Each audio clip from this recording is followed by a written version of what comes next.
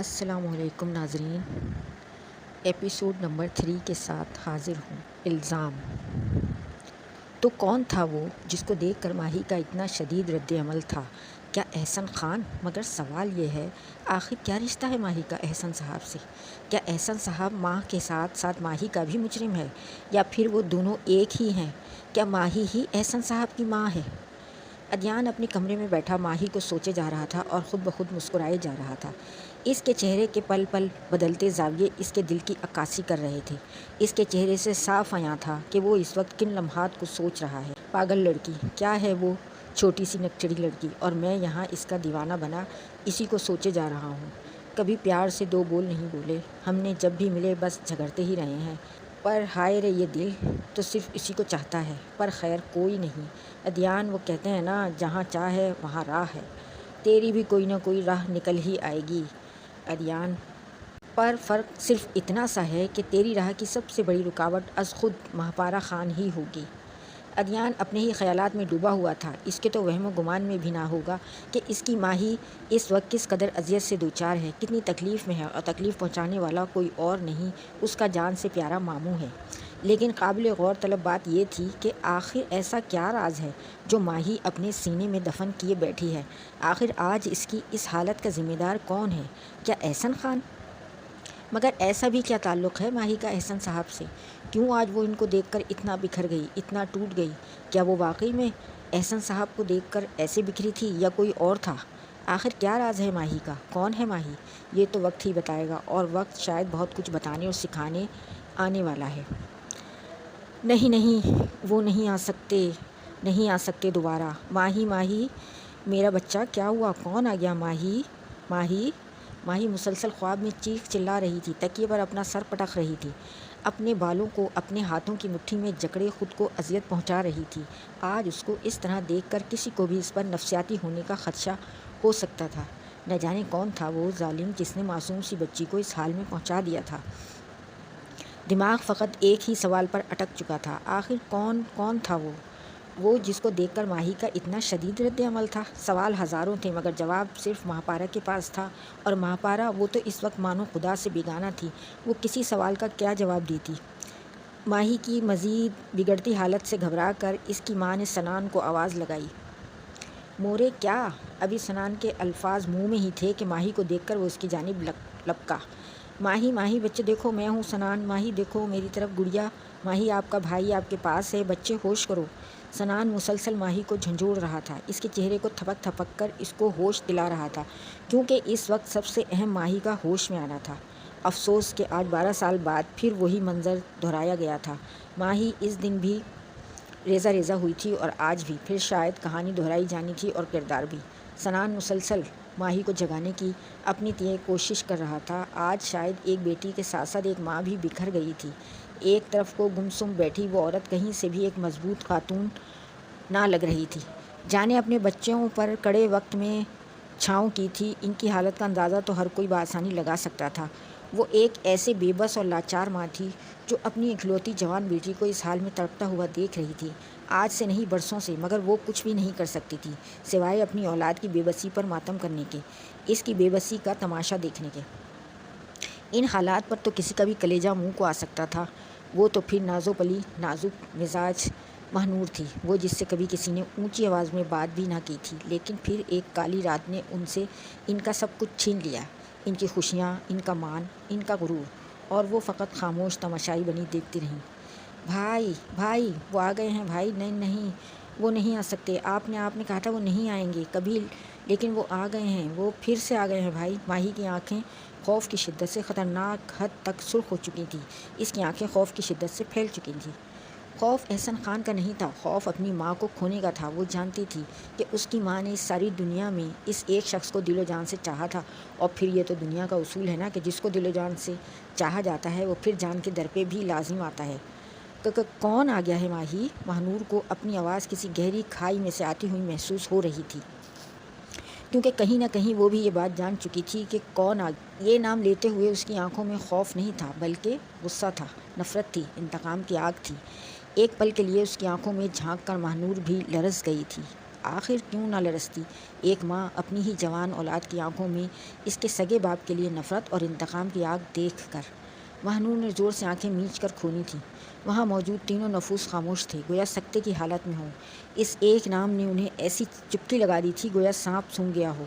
آخر کو سنان نے ہمت مجتمع کر کے پوچھا، اس شخص کو تو میں ہزاروں کی بھیڑ میں بھی پہچان لوں جس نے ہماری زندگیاں تباہ کر دیں، ہمارے مورے کو اس قدر تکلیف پہنچائی، آپ کو کیا لگتا ہے میں اس کو بھول جاؤں گی؟ نیور۔ غصے کی شدت سے ماہی کی آنکھیں جل رہی تھیں، مگر وہاں پرواہ کسے تھی؟ یہ مت بھولو ماہی کہ وہ باپ ہے تمہارا۔ ماہنور بیگم نے ذرا سخت لہجے میں کہا، کوئی بھی گالی دے لیں مورے، مگر خدا واسطے آپ کو یہ گالی مت دیجیے گا۔ ماہی ایک دم چلا کر بولی، چٹاخ! بس کر دو ماہی، خدا کا واسطہ ہے تمہیں اب بس کر دو۔ کب تک آخر کب تک ہمیں اذیت پہنچاتی رہو گی؟ بس کر دو خدارا، بس کر دو، میں تھک چکی ہوں۔ میرا بچہ مت آزماؤ اپنی ماں کو اتنا کہ وہ ختم ہو جائے۔ میں خود پر سے ایک الزام نہ دھو پائی میری جان، ایسا بہتان جس نے میری ہستی ہلا کر رکھ دی۔ میری جان پر مزید ظلم نہ کرو میرا بچہ، میں ہاتھ جوڑتی ہوں تمہارے آگے، مہاپارک کے آگے ہاتھ جوڑتے ہوئے ماہنور بیگم بولیں تو زمانے کی تھکن سے آواز رند گئی تھی۔ ماہنور آج بولیں تو بولتی ہی چلی گئیں، شاید سالوں کا غبار تھا جو آج نکلنا تھا۔ مورے پلیز، ماہی تڑپ کر ماں کی طرف بڑھی، میں وعدہ کرتی ہوں اب سے ان کا نام بھی نہیں لوں گی۔ سوری مورے، ایسا مت کہیے۔ ماہنور نے پیار سے ماہی کے گال پر ہاتھ رکھا اور دونوں بچے ماں کی آغوش میں جا سمائے۔ آج ایک کٹھن رات تھی ان تینوں کے لیے، مگر ایسی کئی کٹھن راتیں انہوں نے کاٹی تھیں تو یہ تو معمولی سی بات تھی، ماضی۔ نور بیٹے اٹھ جاؤ، میرے بچے تمہاری دار جی تمہیں یاد کر رہی ہیں۔ نور کی ماں اس کو جگانے کی کوشش کر رہی تھی، مگر وہ تھی کہ اٹھنے کے ہی نہیں دے رہی تھی۔ مورے نہ کریں نا، ابھی ہم کچھ دیر اور سونا چاہتے ہیں۔ نور کمبل منہ تک اڑے اندر سے ہی اپنی ماں کو نیند سے بوجھل آواز میں جواب دیتی ہے، ارے صفیہ خانم رہنے دیجیے، اگر ہماری ماہنور خانم مزید آرام کرنا چاہتی ہیں تو انہیں تنگ مت کیجیے۔ امان اللہ خان کمرے میں داخل ہوتے ہوئے شفقت سے پر لہجے میں گویا ہوئے اور ماہنور کمبل کے اندر ہی مسکرانے لگی، کیونکہ وہ جانتی تھی کہ اس کے دار جی اس کو ایسے ہی جگائیں گے، تھوڑا لاڈ سے، تھوڑا پیار سے۔ دار جی آپ بھی نا؟ ماہنور منہ کمبل سے باہر نکال کر مصنوعی خفگی بھرے چہرے پر گویا ہوئی۔ ہاں، ارے بابا اب ہم نے کیا کیا؟ دار جی معصومیت کے سارے ریکارڈ توڑتے ہوئے بولے۔ جی جیسے آپ جانتے ہی نہیں ہیں نا، ماہنور نروٹھے پن سے بولی۔ دار جی اس کو کچھ پل یوں ہی دیکھتے رہے، محبت سے، مان سے، شفقت سے، اپنی آنکھوں میں اچانک امنڈ آنے والی نمی کو دور دھکیلتے ہوئے بولے، اچھا اب آپ جاگ ہی گئے ہیں تو آئیے ناشتہ ساتھ کرتے ہیں۔ دار جی ماہنور کے سر پر شفقت سے ہاتھ پھیرتے ہوئے گویا ہوئے۔ جی اچھا جی، آ رہی ہوں۔ ماہنور منہ کے زاویے بگاڑتے ہوئے بولی، جس پر دار جی نے اس کو گھوری سے نوازا، پر وہ تو ڈھیٹوں کی طرح دانتوں کی نمائش کرتی رہی۔ مورے سر کو دابے ہلا کر باہر چلی گئیں، یعنی ان کو نور کے سدھرنے کی ذرا برابر بھی توقع نہ تھی۔ وہ دار جی ایک بات پوچھیں؟ ماہنور دار جی کے پاس برآمدے میں بیٹھی ہوئی تھی جب اس نے اچانک سوال کیا۔ جی پوچھیں؟ دار جی اخبار کا مطالعہ کرتے ہوئے ذرا مصروف انداز میں گویا ہوئے۔ آپ کو یاد ہے وہ حدیث، علم حاصل کرو خواہ تمہیں چین جانا پڑے؟ ماہنور چائے کی چسکی لیتے ہوئے بولی۔ دراصل وہ اپنے دار جی کو احادیث کا حوالہ دے کر ان میں الجھا کر اپنا کام نکلوانے کی، یا یوں کہو اپنی بات منوانے کے منصوبے بنا رہی تھی۔ جی ہاں یاد ہے، کیوں کیا ہوا؟ دار جی نے اپنی آگہی کے متعلق بتا کر اس سے سوال کیا۔ وہ نور نے وہ کو ذرا لمبا کھینچا۔ ہم نے سوچا، دار جی کے گلے میں باہیں مائل کرتی ہوئی ذرا لاڈ دکھاتے ہوئے بولی، اب آپ کو بھی تو اس پر عمل کرنا ہی چاہیے نا، تو ہم ایسا کرتے ہیں چین کو کینسل کر کے کراچی کا منصوبہ بنا لیتے ہیں۔ نور دار جی کے چہرے کو ساتھ ساتھ دیکھے جا رہی تھی، آیا ان کا موڈ جان سکے۔ ارے بابا اب کیا ہم اس عمر میں پڑھتا ہوا اچھا لگے گا؟ بات کے اختتام میں انہوں نے جاندار کہکا لگایا۔ نور کا دل کیا اپنا ماتھا پیٹ لیں، مطلب حد ہوتی ہے معصومیت کی بھی۔ دار جی، اس نے دل میں سوچا اور تعصب سے سر ہلایا۔ اوف! نور ماتھے پر ہاتھ مارتے ہوئے بولی، ہمارے پیارے دار جی، ان کے دونوں گال کھینچتے ہوئے، ہم آپ کے لیے نہیں اپنے لیے بات کر رہے ہیں، اور وہ آپ کے لیے۔ پھر اچانک کچھ یاد آنے پر خاموش ہو گئے۔ اب ان کے چہرے پر پہلے والا لاڈ کا کچھ عنصر نہ تھا، بلکہ ہلکا ہلکا روب تھا۔ کیا ہوا دار جی؟ نور نے سوالیہ نگاہوں سے باپ کی جانب دیکھا۔ تم عورت ذات ہو بچہ، اور ہمارے یہاں عورتیں پڑھتی نہیں ہیں وغیرہ وغیرہ۔ ابھی ان کی بات منہ میں ہی تھی کہ نور نے ان کا ادھورا جملہ اچک کر مکمل کیا۔ جانتے ہیں ہم کہ آپ کو صرف لالا جان سے محبت ہے، اس لیے آپ نے ان کی خواہش پر ان کو لندن میں اعلیٰ تعلیم کے لیے بھیج دیا اور ہم ماہنور سے بات مکمل نہ ہو پائی۔ آنسوؤں کا ایک گولا حلق میں پھنس گیا تو وہ روتے ہوئے اوپر سیڑھیاں پھلانگتی اپنے حجرے میں چلی گئی۔ نور نور بچے، پیچھے دار جی اس کو آوازیں دیتے رہے اور پھر افسوس سے سر جھٹک کر وہیں صوفے پر براجمان ہو گئے۔ اگلے 2 دن تک نور نے خود کو کمرے میں مقید کر دیا اور باہر نکلنے سے انکار کر دیا۔ دوسرے دن دار جی خود اس کے کمرے میں جا پہنچے۔ دار جی کو اپنے حجرے میں دیکھ کر نور کے چہرے کی ہوائیاں چھوٹ گئیں۔ ڈر اور خوف بھی تھا کہ کہیں دار جی انکار ہی نہ کر دیں اور نہ جانے اس قسم کی حرکت پر اس کو کیا سزا سنا دیں۔ ایک لمحے کو اس نے سوچا کہ دار جی سے معافی مانگ کر نیچے چلی جاتی ہوں، کیونکہ بے شک اعلیٰ تعلیم اس کا خواب تھا، مگر اس کے دار جی اس کی جان تھے۔ ابھی وہ الفاظ مجتمع کر ہی رہی تھی کہ دار جی کی باروب آواز کانوں میں گونجی۔ ماہنور کو تو مانو اپنی سماعتوں پر یقین ہی نہیں آ رہا تھا۔ کیا واقعی یہ اس کے دار جی کے الفاظ تھے؟ وہ ہکا بکا منہ اور آنکھیں کھولے دار جی کو دیکھے جا رہی تھی، لیکن پھر دار جی کی آواز پر چونکی۔ نور خانہ منہ بند کر لیجیے۔ اور پھر نور ہوش کی دنیا میں واپس آئی۔ دار جی، نور نے بیڈ سے اچھل کر دار جی کو گلے لگایا اور اچھلنے کودنے لگی۔ ہم آپ کو بتا نہیں سکتے دار جی، ہم آج کتنے خوش ہیں۔ دار جی نے شفقت سے نور کے سر پر ہاتھ پھیرا اور پھر فقط چند لفظ ادا کر کے ماہنور کو بہت کچھ باور کروا دیا۔ ہماری عزت کی لاج رکھنا ماہنور خانم، تم ابھی معصوم ہو، مگر دنیا بہت شاطر ہے بچہ۔ لوگوں کو یہ موقع مت فراہم کرنا کہ وہ تمہارے دار جی کی تربیت پر انگلی اٹھائے۔ تم تک آنے والی ہر غلط اور غلیظ نگاہ میں بذات خود موڑ دوں گا، سوائے اس نگاہ کے جس کو تم خود بلاوا اور بڑھاوا دو گی۔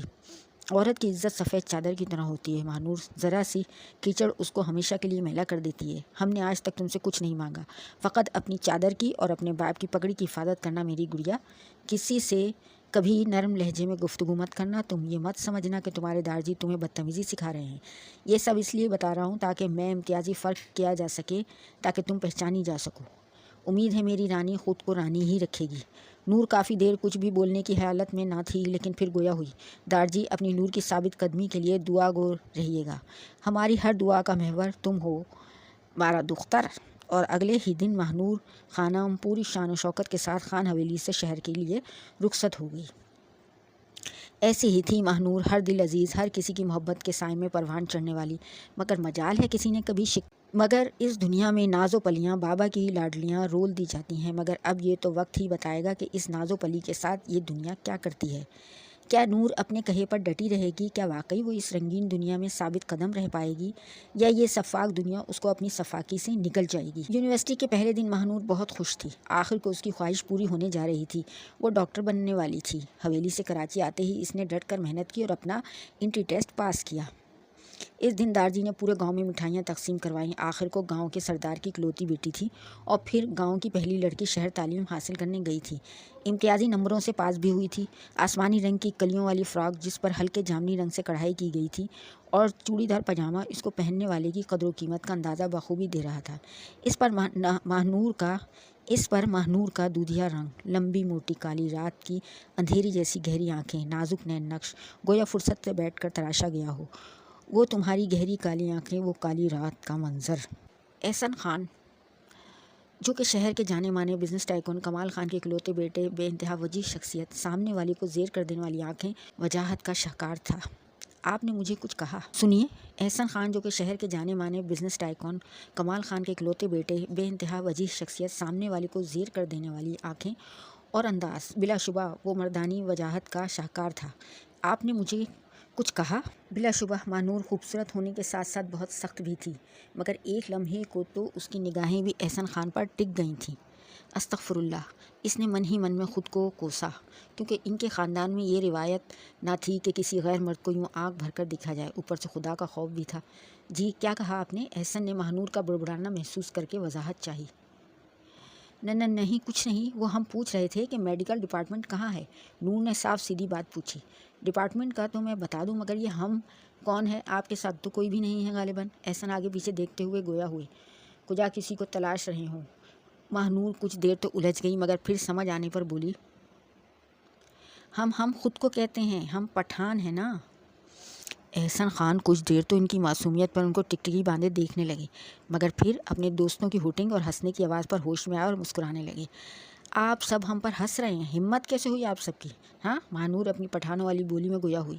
سب ہکا بکا اس چھوٹی سی پٹھانی کو دیکھ رہے تھے جو ابھی اتنی معصوم دکھ رہی تھی اور اب شعلہ جوالا بنی ان سب کو خطرناک گھوریوں سے نواز رہی تھی۔ لیکن پھر اذلان ذرا شوخ لہجے میں بولا، نہیں نہیں ڈیئر، ہم سب۔ اس نے ہم پر زور دیا اور انگلی چاروں طرف گھمائی جہاں اس کے دوست اور یونی فیلوز کھڑے تھے۔ تمہارا مذاق اڑا رہے ہیں۔ اور پھر کیا؟ ہر طرف چھت پھاڑ کے کہوں کی آواز گونجی۔ نور غصے سے پیچ و تاب کھا کر رہ گئی، مگر پھر کچھ یاد آنے پر بولی، ایک منٹ، ہیلو جی، ہم سردار امان اللہ خان کی بیٹی مانور امان اللہ خان بات کر رہے ہیں۔ وہ دراصل ہمیں آپ سے کچھ لوگوں کی بلکہ لڑکوں کی شکایت لگانی تھی۔ جی ڈی ایس پی صاحب، اس نے یہ لفظ ان سب کی طرف دیکھ کر ذرا زور دے کر کہا۔ اوئے اوئے، یہ کیا تم نے؟ ہم تو اسے مذاق کر رہے تھے، پرینک کا مطلب بھی نہیں پتا تم کو؟ اذلان نے گھبراتے ہوئے اس کے ہاتھ سے موبائل جھپٹتے ہوئے کہا۔ اچھا پرینک؟ اس نے اذلان کی طرف دیکھ کر لفظ پرینک پر زور دیا۔ چلو کوئی بات نہیں، آج سے تاریخ بدلتے ہیں، آج ہم جونیئرز تم سینئرز کے ساتھ پرینک کرتے ہیں، ٹھیک ہے؟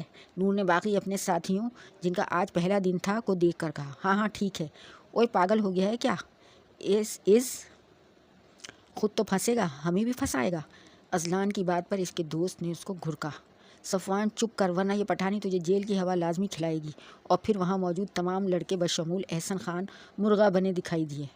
ہیلو، السلام علیکم بابا جان۔ وعلیکم السلام بابا کی جان، بابا کی نور، کیسا ہے ہمارا ڈاکٹر بیٹی؟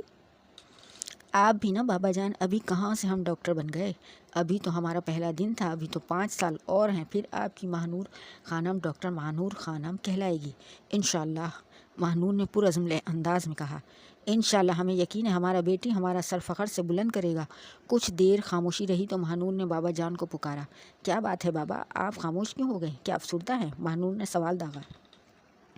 نہیں بچہ، افسردہ نہیں ہے، بس یہ سوچ رہے ہیں کہ ابھی ایک دن ہم سے اور تمہارے مورے سے تمہارے بغیر نہیں کٹ رہا، سوچ رہا ہوں یہ 5 سال کیسے کٹے گا۔ امان اللہ خان نے افسردہ آہ بھرتے ہوئے کہا۔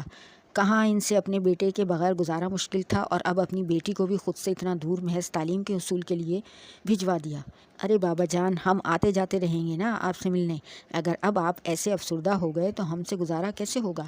آپ جانتے ہیں نا آپ کی آنکھوں کی نمی ہمیں کھلتی ہے، ایسے آپ اداس ہوں گے تو ہم ابھی واپس گاؤں آ جائے گا۔ ماہنور نے پریشانی سے کہا، کیونکہ اسے اپنے بابا جان اس ساری دنیا میں سب سے زیادہ عزیز تھے۔ نہیں ہمارا بچہ، ہم اداس نہیں ہیں، بس تمہارا یاد اداس کر دیتی ہے، مگر اب تم سے بات ہوگی نا، اب ہم ٹھیک ہے، اب تم دل لگا کر پڑھائی کرو اور اپنے لالا کی طرح ہمارا نام روشن کرو۔ امان صاحب نے نور کو تسلی دیتے ہوئے کہا۔ ان کی باتوں سے نور کافی حد تک مطمئن ہو گئی تھی اور پھر چند باتوں کے بعد انہوں نے فون رکھ دیا۔ مس خان، اگلے دن جب نور یونی پہنچی تو احسن صاحب کو اپنا منتظر پایا۔ نور ان کو نظر انداز کر کے آگے بڑھ گئی، مگر احسن خان نے پیچھے سے اس کو آواز دے ڈالی۔ پہلے تو نور کا دل کیا اس کو کھری کھری سنائے، آخر ہمت کیسے ہوئی ان کی نور کو مخاطب کرنے کی، مگر پھر تماشے سے پرہیز کے لیے غصہ پی گئی اور اکھڑے انداز میں بلانے کی وجہ دریافت کی۔ وہ مجھے آپ سے معذرت کرنی تھی اپنے دوستوں کی کل والی حرکت سے۔